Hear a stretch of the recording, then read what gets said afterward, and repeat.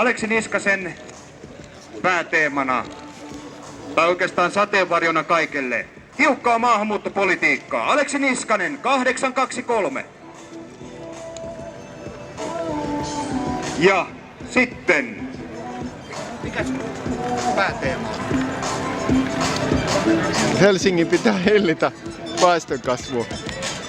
No niin, ja sitten Klaus Riederer, 831. Ja kansalaisvelvollisuudet. Klausia voitte äänestää numerolla 831 ja Klausin pääteemana kansalaisvelvollisuus. Annetaan Klausin itsensä kertoa. Hyvää iltaa. Olen Klaus Riederer, kuntavaaliehdokkaana ensimmäistä kertaa numerolla 831 perussuomalaisten riveissä.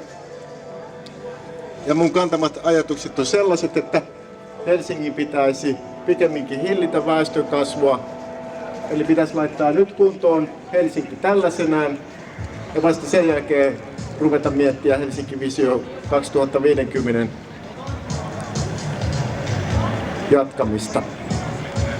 Ja toinen ajatus, mikä mulla on suurena ajatuksena olisi kuntalaisvelvollisuudet, kansalaisvelvollisuudet.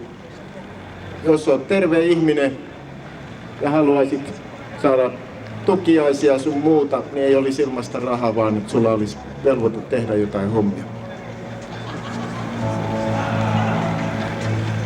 Ja kaikki on samaa mieltä kanssani. Kiitos siitä.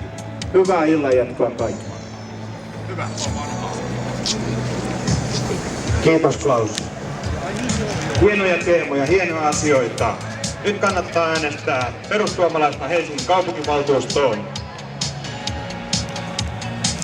Tällä hetkellä siis paikalla Aleksi Niskanen, 823.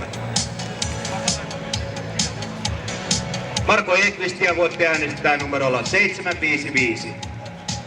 Ja Klaus Riedereriä voitte äänestää numerolla 831. Klaus Riederer.